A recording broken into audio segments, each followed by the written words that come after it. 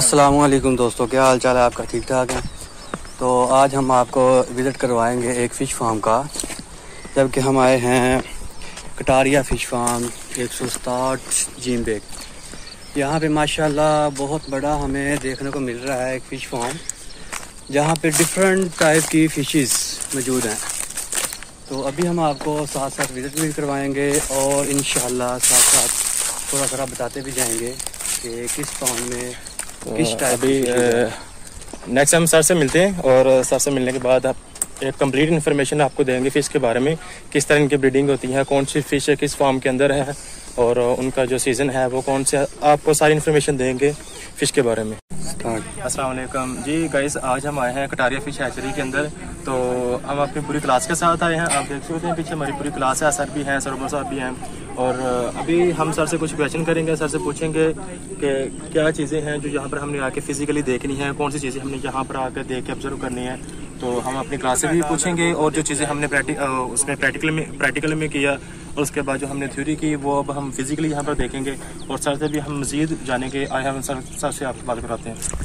अस्सलाम वालेकुम सर। वालेकुम अस्सलाम। अच्छा सर, बेसिकली हम टूर पे आए हैं, तो इसका बेसिक पर्पस क्या है टूर करने का? इसका बेसिक पर्पस यही है कि आप लोगों को एक बेसिक प्रैक्टिकल डिमॉन्स्ट्रेशन देनी थी इंड्यूस फिश ब्रीडिंग की, कि आप लोग प्रैक्टिकली देख सकें कि किस तरह से फ़िश की जो है वो ब्रीडिंग की जाती है और फिश को किस तरह से आप रेयर करते हैं।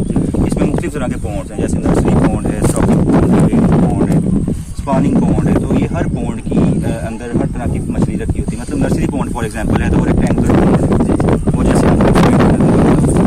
तो उसके अंदर फिशेस जो हैं वो छोटे फिश के फ्राई रखे होते हैं। तो सर ये जो छोटे और बड़े जो फिश फार्म उसमें जो पॉन्ड्स हैं, तो इसमें अगर डिफरेंस करें या फिश के अकॉर्डिंग तो किस तरह करेंगे? मतलब कौन सी साइज के हिसाब से देखिए ना। फॉर एग्जांपल अगर तो मछली का छोटा बच्चा है ना, तो वो छोटा उसका पॉन्ड होगा और रेक्टेंगुलर शेप का होगा, तो आपको फौरन देख के पता चल जाएगा कि इसके अंदर फिश का जो है ना वो आपने फ्राई रखा हुआ, जिसको नर्सरी पॉन्ड कहते हैं। प्रोडक्शन पॉन्ड जिसको आम जुबान में यहाँ पे हमारे बुलाया जाता है, वैसे वो स्टॉकिंग पॉन्ड आता है, ठीक है, जिससे आप मछली की पैदावार हासिल कर रहे होते हैं। वो काफ़ी बड़े साइज़ का, जैसे वो आपको नज़र आ रहा है, तो यहाँ से फ़िश की वो प्रोडक्टिविटी हासिल कर रहे होते हैं। इसके अंदर उन्होंने बड़े साइज़ की मछली जो है ना वो रखी होती है, जो मार्केटेबल साइज़ की है, ताकि उसको मार्केट किया जा सके और उसको सेल आउट किया जा सके। अब ये सारे पॉन्ड्स आपको दिखाने का बेसिक मकसद ये है कि आप लोगों का, मोस्टली हमारे स्टूडेंट्स का ताल्लुक विलेज एरिया से, तो वो अपना खुद भी एंटरप्रेन्योरशिप के लिए बहुत एक अच्छा आपके लिए आइडिया है कि आप लोग जो आपने नॉलेज गेन किया है थ्रू सब्जेक्ट्स, उसको आप इस तरह से फिजिकली जो है इम्प्लीमेंट कर सकें। जैसे आप यहाँ पे देख रहे हैं राइट सेंस की बॉर्डर राइट सेंस की, इसी तरह से यहाँ पे आपको मुख्तलिफ एरियाज़ के अंदर जो है इसके मोक नज़र आ रहे होंगे, जैसे पानी को वाटर आउटलेट जिसको आपने पढ़ा था कहते हैं।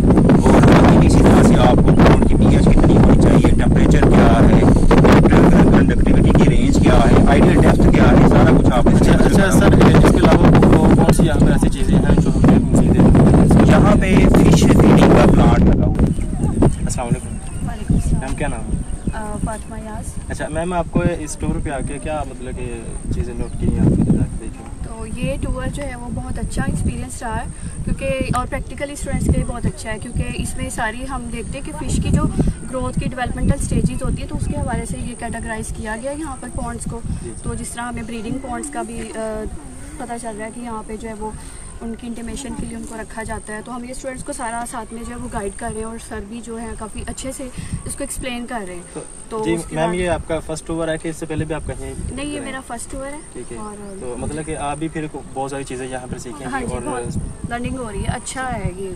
तो इसमें ये काफ़ी हमें दिखाया, ब्रीडिंग पॉन्ड्स हैं, हैचिंग पॉन्ड्स हैं और उसको हैची पिट्स भी कहते हैं, हैचरिंग पिट्स। उसके बाद जो है वो फिर ये जो है हम विज़िट कर रहे हैं यहाँ पर, ये सारे इसमें rearing ponds and stock ponds, जिसको कल्चर पॉन्ड्स भी कहते हैं। तो ये बहुत अच्छा है स्टूडेंट्स के लिए कि स्टेप बाय स्टेप हम इन पॉन्ड्स को देख रहे हैं। चलिए ठीक है, अभी हम जा रहे हैं नेक्स्ट। ये हमारा है प्रोडक्शन पॉन्ड। तो यहाँ पर लार्ज अमाउंट में जो फिश होती है उसकी ग्रोथ की जाती है। अभी देख सकते काफ़ी इसका एरिया है और ये जो हमारे पास पॉन्ड है ये भी इन्होंने तैयार करना है। क्या नाम है? मैं शौकत अली। कहाँ से हैं? घर से। University of education Faisalabad campus. अच्छा, मुझे आप ये बताएं कि आज का जो आपका टूर है, ठीक है, इसका बेसिक पर्पस क्या है?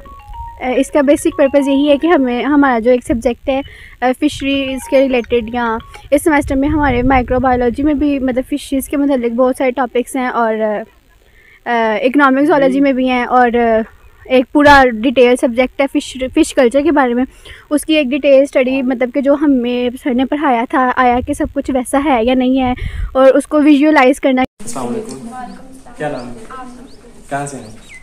बेसिकली अब विजिट करने के लिए आए तो अच्छा, आज आपने जो विजिट किया है इस टूर के अंदर कौन सी चीज़ें आपने देखी हैं, कौन सी चीज़ें देखी, और उसके बाद फिश हैचरी और फार्म्स के अंदर क्या डिफरेंस आपने नोट किए हैं? यही कि काफ़ी ज़्यादा फिशेज़ हैं, डिफरेंट टाइप्स की फिशेज़ हैं, उनकी रिप्रोडक्शन, उनकी हैचरी किस तरह की जाती है, और काफ़ी ज़्यादा बने हुए हैं पॉन्ड्स वगैरह जिसमें फिशेज़ को छोड़ा गया है। मतलब कि काफ़ी अच्छा काम किया जा रहा है इधर, और टीचर्स ला रहे हैं स्टूडेंट्स को विजिट के लिए, जिससे हम बहुत कुछ सीख रहे हैं और हमें काफ़ी मजा है। जी, आपका नाम क्या है? मेरा नाम सहर रफीक है और आप कहाँ से आई हैं? University of education Faisalabad. अच्छा, तो आप यहाँ पे आई हैं, तो आपने यहाँ पे आके क्या ऑब्जर्व किया है?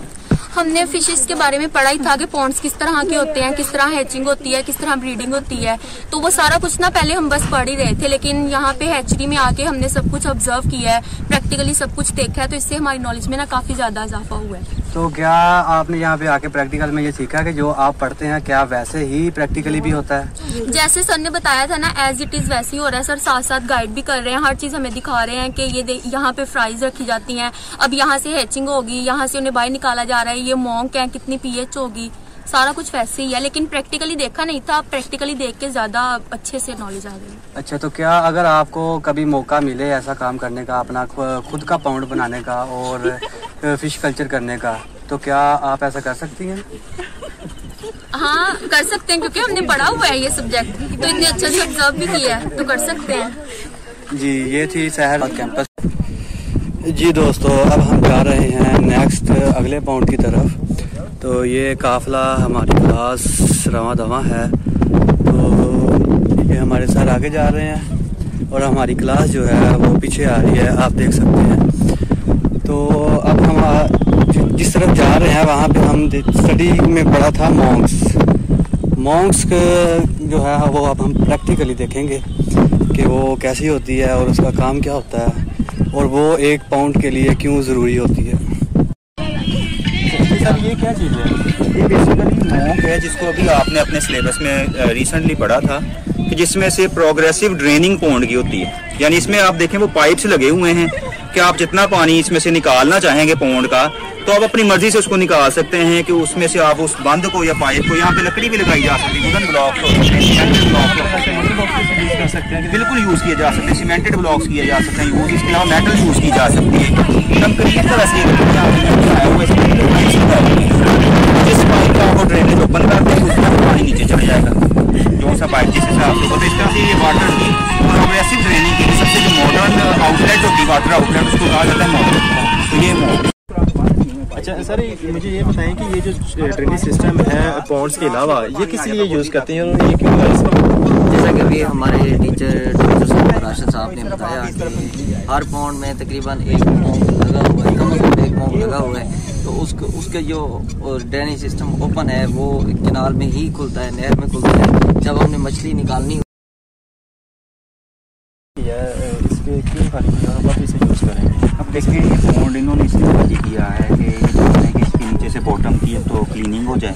अब क्लीनिंग के लिए सबसे जो बेस्ट चीज़ हम यूज़ करते हैं वो है लाइन। इसमें चूना ऐड किया जाता है। चूने की मुख्तलिफ तरह की किस्में हैं, वो डिपेंड करता है कि भुजा हुआ चूना आप ले रहे हैं या कौन सा ले रहे हैं। वो इसके नीचे ना उसकी लाइनिंग का पूरा प्रॉपर तरीका का है, तो उसको बिछा दिया जाएगा तय को, और 14 दिन के बाद करना है, यानी पानी निकालने के 14 दिन के बाद आप ड्राई हो जाएगा, तो आपने इसमें लाइन ऐड कर देना है। बेनिफिट्स इनमें से कुछ मेजर बेनिफिट्स ये है कि सारा इनकी जो फर्स्ट वो हम चेंज वो निकाल के अंदर भी बेसिकली वो छुपे हुए सारा आप या तो रिमूव करें। दूसरा ये है कि इसमें लाइन आप ऐड करने का ये फायदा होगा कि आपकी फिश को कोई भी डिजीज नहीं होगी, कोई पैरासाइट अटैक नहीं होगा, जिसके यहाँ पे भी हुए तो फिश के एनिमल्स दूसरा ये है फिश को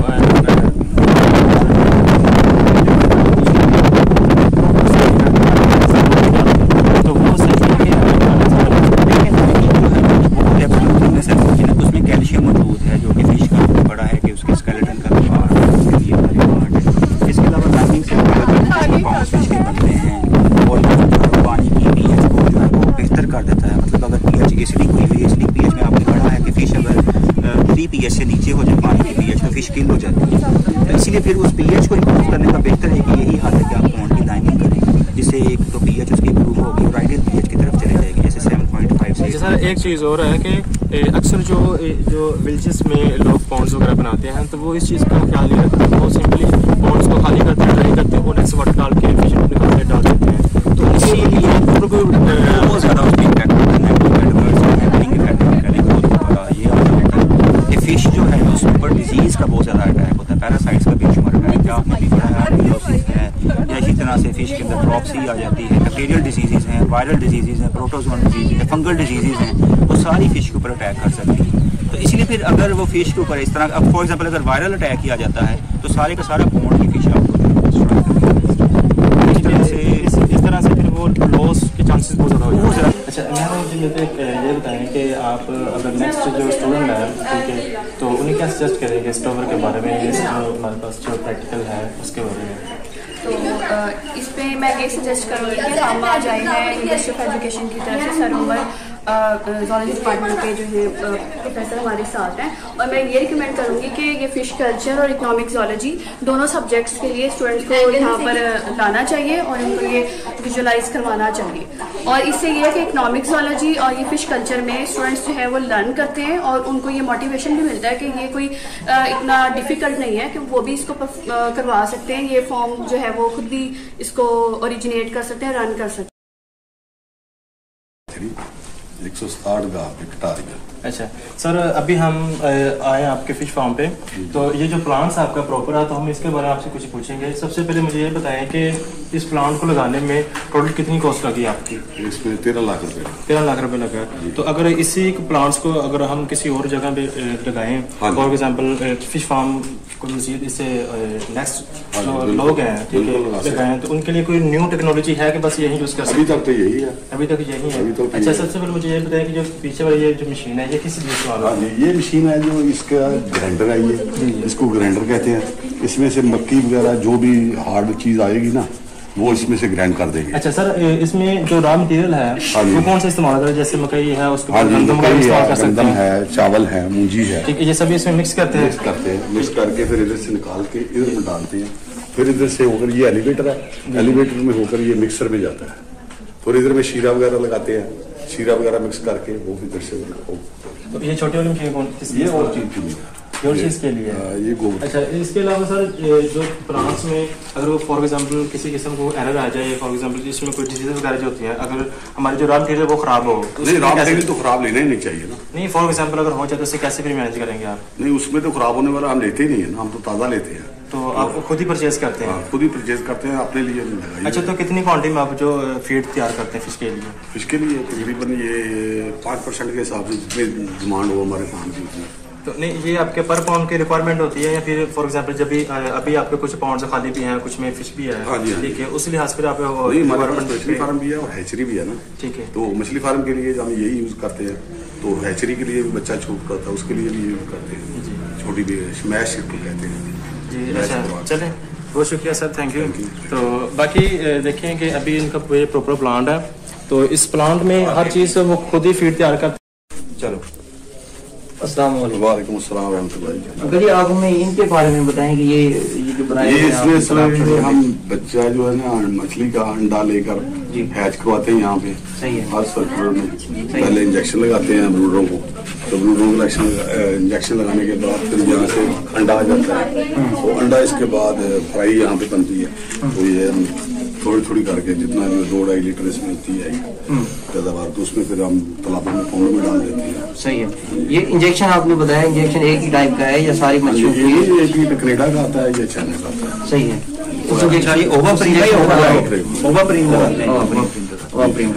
अच्छा, यहाँ पे डिफरेंट टाइप्स की आप मछलियों की हैचिंग करते हैं? हाँ जी, हाँ जी, हर किस्म की मछली, देसी मछली हर किस्म। थोड़ा सा नाम बता दें उनका। आपके पास कौन कौन से? रहू भी है, छैला भी है, मराठी भी है, सही है, ग्रास भी है, सिल्वर भी है, गुलफाम भी है, यानी सारी। मार्केट के हिसाब से देखते हैं तो आपके पास कौन सी फिश सबसे ज्यादा जो है उसकी रिप्रोडक्शन करवाई जा रही है? वो रहू है। रहू है। बेसिकली ये जो है इसके अंदर क्या होता है कि आप यानी ये फिश की हैचरी ये वाली है, पीछे फिश फार्म आपने देखे हैं। हैचरी के अंदर आपने क्या करना होता है कि आपने ब्रूडर फिश को सिलेक्ट करना होता है, यानी इंड्यूस ब्रीडिंग वाला आपका प्रैक्टिकल था ना। तो ब्रूडर मछली आपको पता है कि मेल और फीमेल की पहचान आप उसके जो फिन होते हैं, पेक्टोरल फिन, उससे करते हैं कि अगर ग्रैनुलर है या स्मूथ है, किस तरह का वो आ रहा है, उसकी सरफेस किस तरह की। उनको आपने ब्रूडर फिश को ला के यहाँ पे पानी के अंदर छोड़ देना होता है। आपने देखा था ना कि उसके नीचे से आप उसे सुचर कर देते हैं, उसके जो फिन होता है उसके साथ जो उसकी जो होता है वेंट होता है, वेंट को सी दिया जाता है और मेल फीमेल को इसमें छोड़ दिया जाता है। तो फिर पानी की मैक्सिमम स्प्लैशेस जब करेंगे, 2 मेल और 1 फीमेल को पानी में रखा जाता है। तो जो ब्रीडिंग करने वाले होते हैं, उससे पहले क्या आपने किया था, उनको ब्रीडिंग कैसे आपको पता चलेगा ये ब्रूडर है या नहीं है, क्योंकि आप उसको क्या करते हैं, इंजेक्शन लगाते हैं। आप उसको इंजेक्शन भी लगा सकते हैं, आप उसको पिट्यूटरी ग्लैंड का एक्सट्रैक्टर भी लगा सकते हैं। इंजेक्शन आप कौन सा लगाते हैं, ओवाप्रीम का या ओवाटाइड का लगाते हैं। मोस्टली हम इंजेक्शन ही लगा रहे होते हैं, लेकिन पहले क्या टेक्निक यूज होती थी कि पिट्यूटरी ग्लैंड आप उसका फिश का रिमूव करके उसको फिर उसके बाद यानी फिश आपको एक सैक्रिफाइस करनी पड़ती थी, जो ब्रूडर फिश होती है उसके पिट्यूटरी ग्लैंड को निकाल के पूरी वो टेक्निक आपने पढ़ी कि पैस्टर मॉडल में लेके कैसे सलाइन सोल्यूशन डाल के करके अच्छी तरह पीस के और उसको सिरिंज भर लेनी, उसको हाइपोडर्मली आपने फिर इंजेक्ट करना है। फिश को इंजेक्ट करने के बाद आपने फिश को फिर इधर इसमें छोड़ देना है, मेल और फीमेल को। मेल को आपने पढ़ा था ना 2 मिलीग्राम पर केजी आप लगा रहे होते हैं इंजेक्शन डोज पिट्यूटरी ग्लैंड के, और फीमेल को आपने कितना पढ़ा था, 3.5 से 4 मिलीग्राम पर केजी लगा रहे होते हैं। जो इंटरनेशनल बुक वो ये कह रही, ठीक है। फिर उसके बाद ये सारा आपने यहाँ पे जब उसे रख लिया, उसके बाद वाटर टेम्परेचर पे वो डिपेंड करता है कि कितनी देर के अंदर अब उसके अंदर जो है ना वो एग्स बनने शुरू हो जाएंगे, और यानी जिस फिश के अंदर आपने वो इंजेक्शन लगाया है, और कितनी देर के। तो दोस्तों वक्त आ गया वापसी का, तो अब हम वापस यूनिवर्सिटी की तरफ रवाना होने लगे हैं। तो ये मेरे साथ मेरी क्लास सभी गाड़ी में सवार हो रही है, और मेरे सर जो हैं वो भी खुश नज़र आ रहे हैं, और माशाल्लाह से स्टूडेंट भी बहुत खुश हैं। इस टूर को इन्होंने खूब इंजॉय किया है और खूब सीखा है, बहुत कुछ सीखा है। और इंशाल्लाह नेक्स्ट टाइम जब मौका मिलेगा तो हम ज़रूर विज़िट करेंगे, और आपको भी हमारी तरफ से ये एडवाइस दी जाती है कि ज़्यादा से ज़्यादा ऐसे टूर जो हैं वो विज़िट करने चाहिए। ओके सर, इंशाल्लाह नेक्स्ट मिलते हैं अगली वीडियो में।